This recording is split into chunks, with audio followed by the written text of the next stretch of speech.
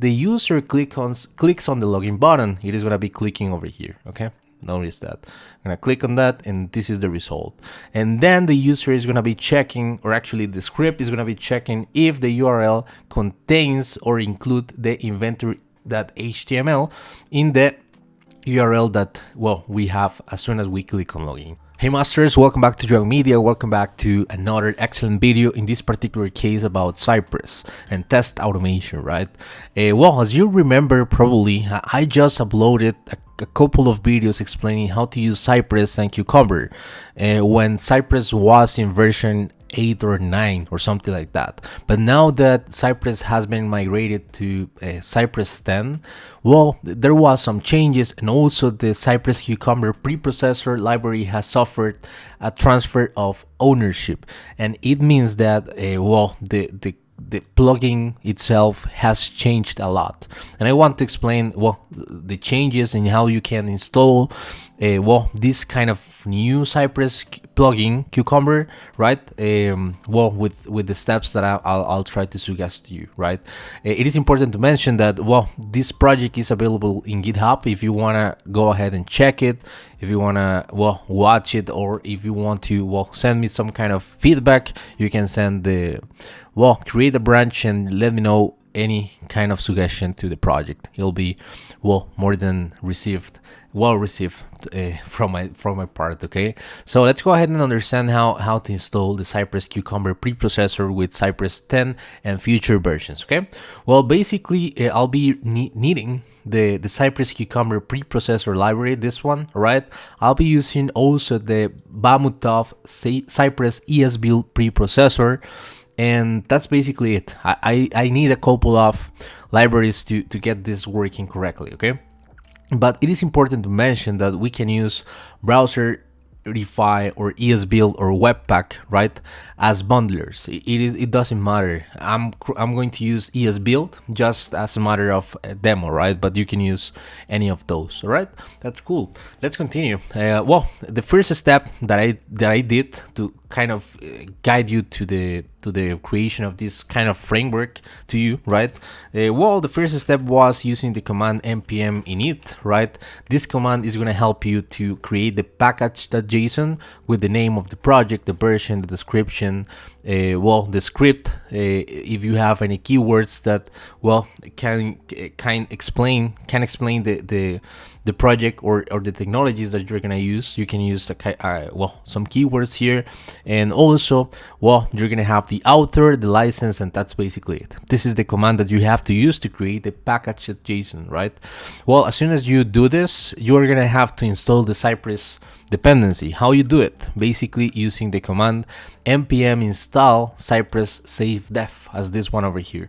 Then you have to click on enter, or actually enter in the keyword, and you're going to have a new def dependency in your package.json that is going to be this one. Cypress, in my case, is going to be 10.3. However, of course, in your case, it's going to be different because probably the versions are going to be well, newer, right? So yeah, I just wanted to tell you that. Then well, I needed to install the Cypress Cucumber preprocessor. The command for that is basically this one: npm install baitball Cypress Cucumber preprocessor. Okay, so you have to come here, paste that command in your console, and as soon as you have done this, you're gonna have a new def dependency in your package.json, right? Which is this one over here in the line 16, Cypress Cucumber preprocessor, and this is the owner, right? So thank you very much for the help that you're providing to the community, Baitball. Thank you very much. And then I'll need to use the Bamutov, which is a Cypress ambassador. Well, this library over here is gonna allow Cypress to use ESBuild. This library over here is going to like integrate the plugin, or it is gonna be like the key to connect Cypress with ESBuild, right? So I'll be needing to install the dependency itself, which is Cypress ESBuild preprocessor, and also the ESBuild library itself. So I'm gonna copy this, right? The npmi dash D Cypress and the couple of libraries that I need, which in this case is the line 17, this one over here, right, which is the plugin that Bamutov has developed. I'm not sure if I'm pronouncing the name correctly, I'm sorry. And then we have ESBuild over here installed correctly. Now we have all the dependencies required for this project, right? So the next step is going to be basically come here and open the cypress.config.js or TS, depending on your project, right? And you're gonna notice that I have some configurations here, right, in this object, and specifically in the end-to-end configuration part, right? I'll be using the setup node events to configure the plugin itself. You're gonna see that in a couple of seconds. Then we have the spec pattern, which is the location where we are gonna have the feature files. If you remember, we used to have the integration folder, but now we can specify the spec pattern, over here. So as you can see, if you follow the structure of this URL, basically it's going to be Cypress, which is the main folder. Then I'll be looking for end-to-end.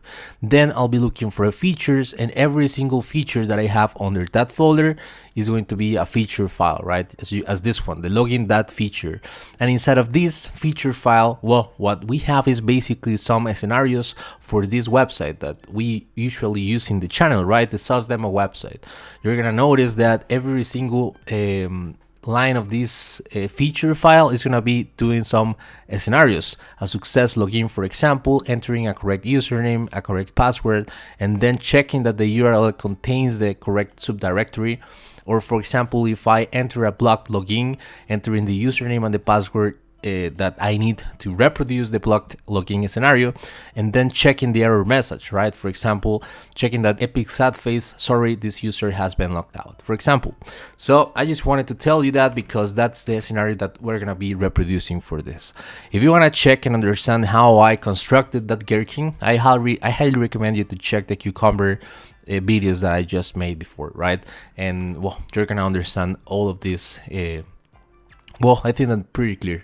Okay, now that I have this migrated correctly using the login.feature, I think that we have to check again the cypress.config.js, and I'm specifying that I'm gonna be using the base URL saucedemo.com, which is this website over here, right? The website that we're gonna be using for that. And also I'm turning off the Chrome Web Security because this website requires that. Okay, that's basically it. Now let's take a look of this setup node events, okay, because this is a very important part. You're gonna notice here that I'm using some constants here. Let me explain you that. I have declared 3 different constants at the top of this file. The first one is going to be create bundler, which is from the Bamutov Cypress ESBuild preprocessor, which is the plugin that we need to run our tests using ESBuild, right? Then we have a couple of constants that are from the Baitball Cypress Cucumber preprocessor. I'll be needing the add cucumber preprocessor plugin and also the create ESBuild plugin, which is part of the repository itself. So you're gonna notice that when I'll be creating a constant named bundler, it is gonna be creating the bundler using the Cypress ESBuild preprocessor repository, right? And then using here the plugins key, I'll be specifying that I want to create an ESBuild plugin from the Cucumber preprocessor itself, right? And then, I'm just going to be using the on-file preprocessor bundler, right, that we just defined before. I'll be using add cucumber preprocessor plugin to use it correctly, and then we're going to be returning the configuration. Okay, so as you can see over here, it is working, or it should work. We also have a kind of workaround using this another approach. I just leave it there if you want to check it out, but this one over here is working correctly. All right, now that we have the cypress.config.js file working correctly, the next step is going to be configuring the Cypress Cucumber preprocessor rc.json file. Okay, let me explain you why. Because if you check under the end-to-end folder, I do have a step definitions folder, and under that I have the login.js file where I'm specifying the step definitions using the page object model, right? you can see that here, well, I'm importing the login page using a constant, requiring it basically. Well, I'm visiting the website as soon as the given instruction a user opens a Sales Lab website. If you check the login feature, this is a given instruction over here, right? We're just translating that into code basically, right? And so on, where I'm just specifying the step definitions location under this particular file, that Cypress Cucumber preprocessor rc.json. This file is a kind of configuration file for the Cucumber preprocessor plugin, okay?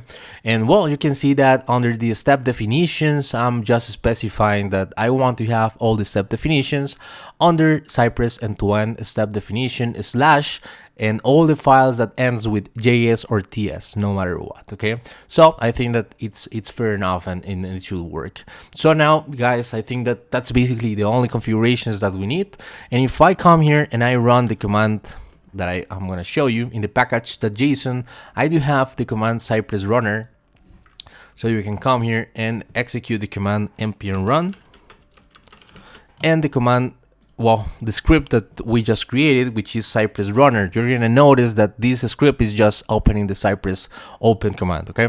And now I'm opening Cypress 10, and I'm gonna click on end-to-end testing. I'm gonna click on Chrome, and that's basically it. You're gonna notice that now under the specs, or the end-to-end specs, are the featured files. All right, you can see that I only have one right here, which is logging that feature. And if I run this, well, it is going to be reproducing the gherkin with the step definitions as expected, right? And if you check the logs, I have the given a user opens a Sales Lab website, right? And the user enters the user standard user. You're going to notice that in a few seconds over here. And then the user enters the password secret sauce over here, right? It is going to look for the password field. It is going to type it. It is going to type on it, right? You can see the results here, and then the user clicks on the login button. It is going to be clicking over here, okay? Notice that. I'm going to click on that, and this is the result. And then the user is going to be checking, or actually the script is going to be checking if the URL contains or include the inventory.html in the URL that, well, we have as soon as we click on login. I know there are more assertions or more logical assertions to be done. However, it was just a kind of demo, and I hope that that actually help you with that, okay? And well, we have the same scenarios for a blocked login, an incorrect username login, or an incorrect password login. And well, I'm using a lot of good stuff here, and probably it is pretty similar to the demo that I just did before. But now I think that there is another important thing to mention. Since this is a kind of new version of the Cypress Cucumber preprocessor that we used to know, now we have a different configurations for the JSON report over here, okay? And well, we have some instructions, okay? It is telling us how to configure that. We just have to enable the JSON reports over here in the Cypress Cucumber preprocessor rc.json. We can enable it over here, right? Just sending the value to true, okay? But there is a thing that I want to mention, and I think it is not clear enough right now because, well, we have to do some configurations over here, right? And then we need to install the Cucumber JSON formatter in our computer, okay? I can do that. We have to come here to this another repository, right? And you're gonna see that we can install this tool in different, let me check. Yes, over here.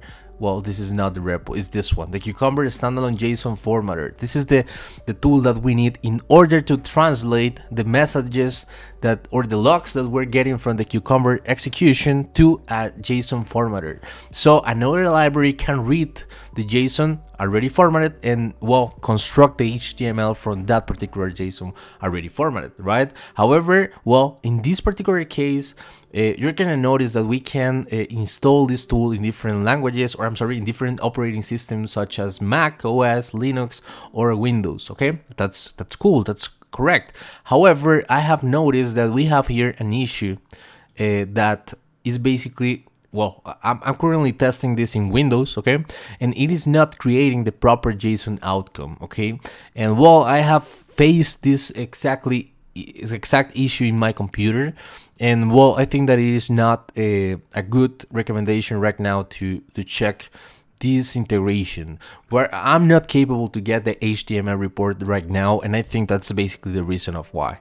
But yeah, I just wanted to mention that, and as soon as I have a kind of an update, I'll try to update the video with the integration, and I'll try to, well, integrate it in the repo that I'm just sharing to you. Okay, guys, so I hope that you can come here, check the repository, and let me know the comments. Let me know also if you have any suggestion, any feedback, and I'll be more than glad to, well, try to implement it. Or you can create a kind of branch here, and well, let me know if there is some well, improvement that can be done. So guys, thank you very much.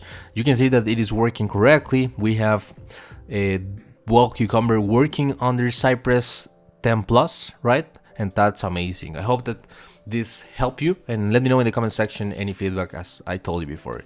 Bye bye, guys. Thank you very much for watching the whole video. Bye bye.